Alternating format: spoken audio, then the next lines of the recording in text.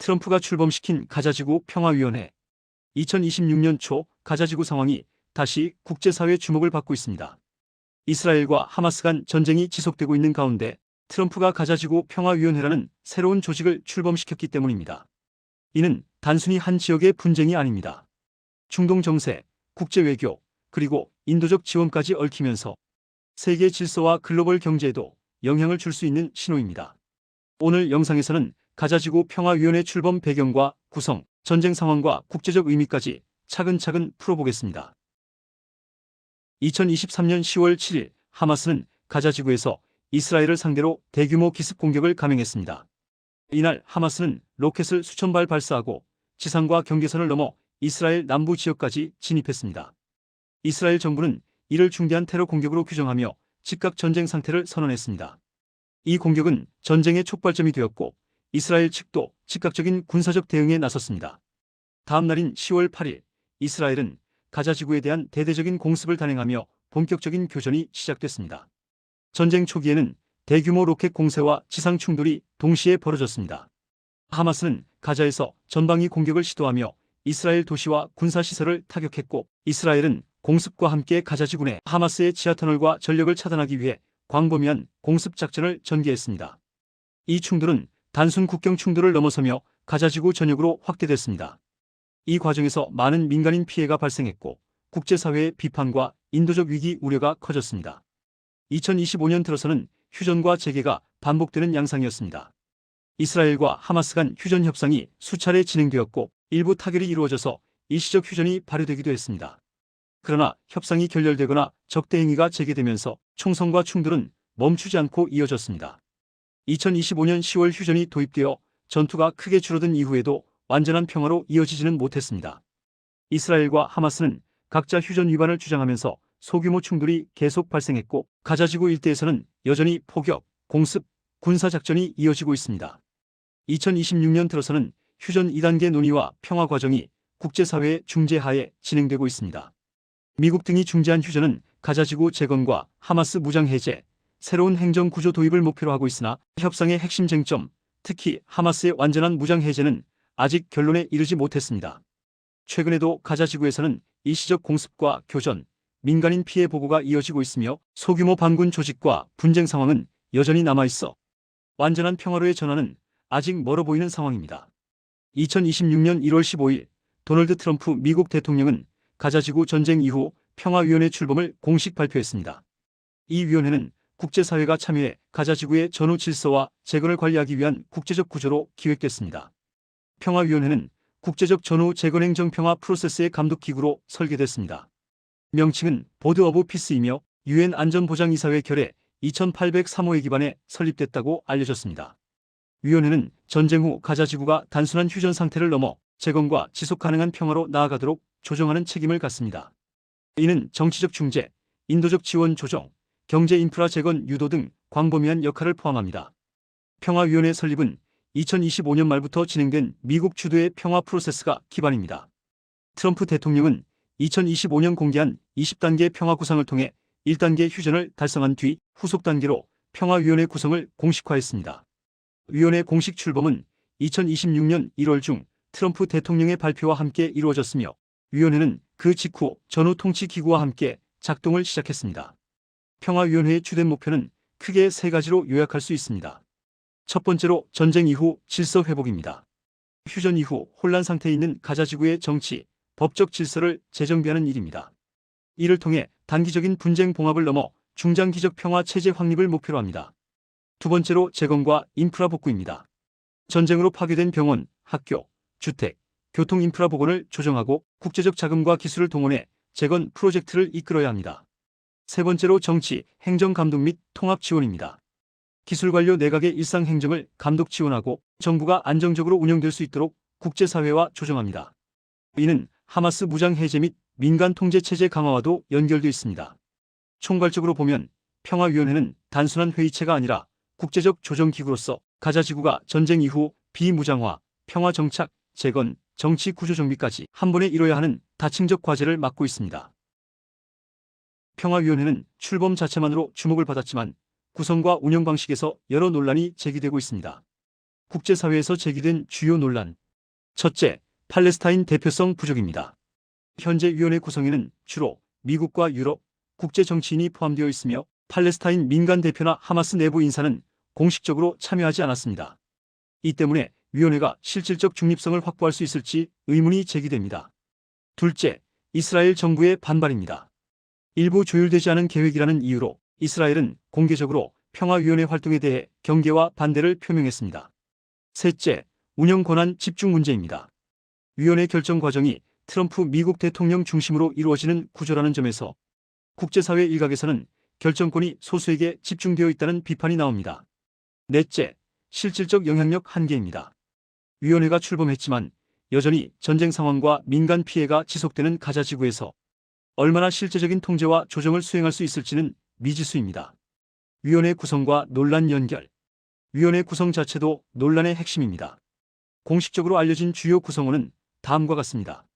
도널드 트럼프, 위원회 의장, 마르코 루비오, 미국 국무장관, 스티브 위트코프, 중동 특사, 제러드 쿠슈너, 트럼프 사위, 중동 정책 핵심 인사, 토니 블레어, 전 영국 총리, 아제이 방가 세계은행 총재. 이 구성으로 인해 제기되는 논란은 크게 두 가지입니다. 정치적 편향 우려. 미국 중심의 정치 인사가 다수 포함되어 있고 하마스나 팔레스타인 대표가 참여하지 않아 위원회 결정이 특정 이해관계에 치우칠 수 있다는 지적입니다. 실제적 운영 신뢰성. 국제적 권위와 경험이 있는 인사들이 포함되었지만 현지 이해관계자와 충분히 협력하지 못하면 계획과 실행 사이에 괴리가 생길 수 있다는 우려가 나옵니다. 평화위원회는 국제적 재건과 평화 구상을 주도하지만 대표성 부족, 권한 집중, 정치적 편향 논란이 존재합니다. 주요 구성원 중심의 의사결정 구조 때문에 중립성과 신뢰성 확보가 과제로 남아 있습니다. 이러한 논란은 위원회의 향후 활동과 가자지구 재건 성패에 중요한 영향을 미칠 것으로 평가됩니다. 가자지구 전쟁과 평화위원회는 단순히 전쟁 후 이야기가 아닙니다. 위원회는 전투가 멈춘 이후에도 실제로 중요한 역할을 수행할 수 있는 구조적 기구로 설계되었습니다. 우선 평화위원회는 현재 휴전 상황에서 다음 단계로 나아가기 위한 중간 관리 기구 역할을 합니다. 2025년 이후 이어진 휴전과 총성 속에서 국제사회는 단순한 휴전 유지가 아니라 지속 가능한 평화체제로 전환해야 한다는 공감대를 형성했습니다. 그래서 트럼프 대통령이 직접 의장을 맡아 이 위원회를 출범시킨 것입니다. 위원회는 전쟁이 공식적으로 멈춘 이후에도 질서 회복을 감독합니다. 전투가 멈췄다는 건 전쟁이 완전히 끝났다는 뜻은 아닙니다. 가자지구는 아직 정치적 행정적 공백 상태에 있으며 위원회는 이 공백을 메우는 국제적 조정자 역할을 담당합니다. 구체적으로는 임시 통치 기구와의 협력을 통해 정치 행정 질서를 재편하는 과정을 관리합니다. 전쟁으로 파괴된 인프라를 재건하는 일은 단기간에 끝나는 과제가 아닙니다. 위원회는 재건 프로젝트의 총괄 조정자로서 기능합니다. 도로, 병원, 학교, 상하수도, 전력망과 같은 기본 인프라부터 주택 건설, 비즈니스 재개, 지역 경제 활성화까지 국제 자금과 인력을 모아 효율적으로 분배할 책임이 있습니다. 백악관 발표에 따르면 위원회는 재건, 투자 유치, 자본 동원 등 가자지구의 장기적 번영을 위한 구조적 과제를 감독할 예정입니다. 위원회는 가자지구 내부의 거버넌스 역량 구축과 지역관계 조정에도 관여합니다. 전쟁 전 가자지구는 하마스가 치안과 행정을 담당해왔지만 전후 질서에서는 이전 체제를 그대로 유지할 수 없다는 국제적 공감대가 존재합니다. 위원회는 팔레스타인 기술관료 중심의 NCAG와 연결해 일상행정, 공공서비스, 치안, 의료, 교육 등이 안정적으로 운영될 수 있도록 관리 체계를 구축하는 역할을 맡고 있습니다.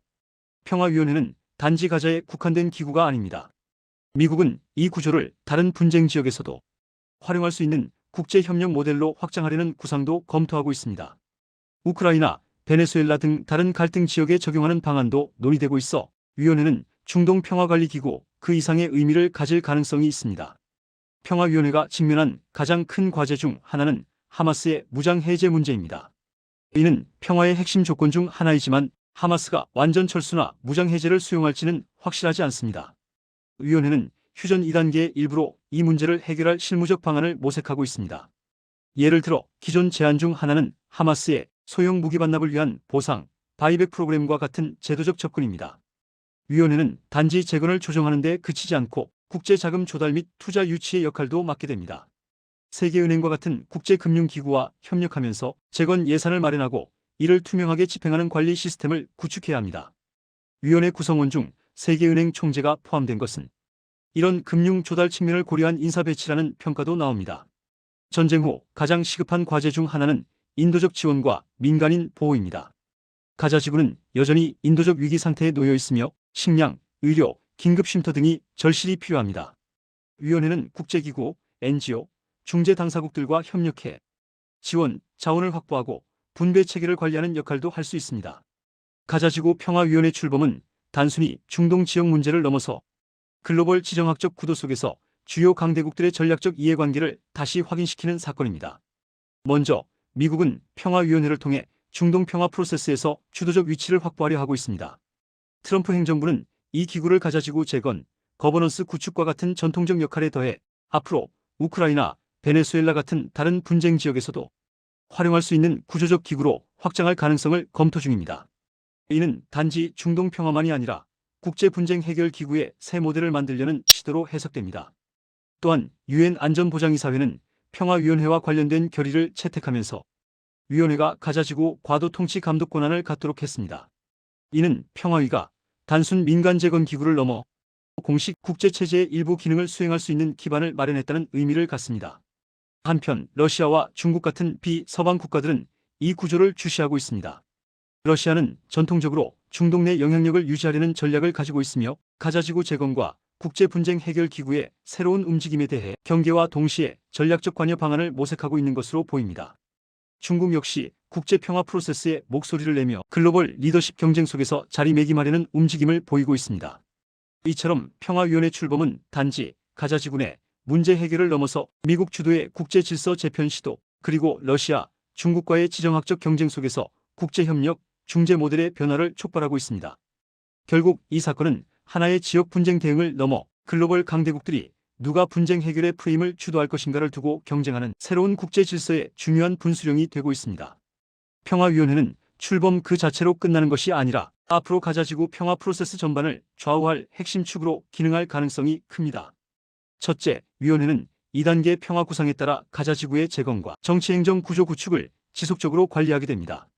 이는 단순 휴전 유지를 넘어 장기적 안정체제 구축을 목표로 한 단계로 진입했다는 의미입니다. 둘째, 위원회는 국제적 참여 확대가 전망됩니다. 트럼프 대통령이 아르헨티나 등 다른 국가 지도자들을 초청하며 창립회원국으로 참여하도록 요청하는 움직임이 포착됐습니다. 이는 단지 미국 주도 기구를 넘어 다자적 국제협력 구조로 발전할 수 있는 신호입니다. 셋째, 국제사회 내부에서도 기구의 역할 확대 논의가 나오고 있습니다. 평화위원회를 중동뿐 아니라 우크라이나, 베네수엘라 등 다른 분쟁 지역 해결 기구로 활용하려는 구상도 검토되고 있다는 보도가 있습니다. 이는 위원회가 단순한 지역 재건 기구를 넘어서 국제 분쟁 중재 플랫폼 역할을 할 가능성을 시사합니다. 넷째, 현재 위원회와 연계된 국제안정화군 및 현장 행정기구가 운영되면서 실제 가자지구 내 거버넌스 안정, 치안 확보, 재건 작업이 병행되고 있습니다. 이 구조가 제대로 작동할지 여부가 향후 평화 프로세스의 성패를 결정할 핵심 포인트입니다. 다섯째, 조정과 협력의 범위도 중요한 관전 포인트입니다. 이스라엘, 주요 아랍국, 유엔 등 국제사회가 얼마나 긴밀하게 협력하느냐에 따라 위원회의 실질적 영향력과 실행력이 달라질 수 있습니다. 이는 단지 가자지구의 문제를 해결하는 것을 넘어 중동 전체의 긴장 완화와 국제 외교 질서에도 영향을 줄 수 있는 부분입니다.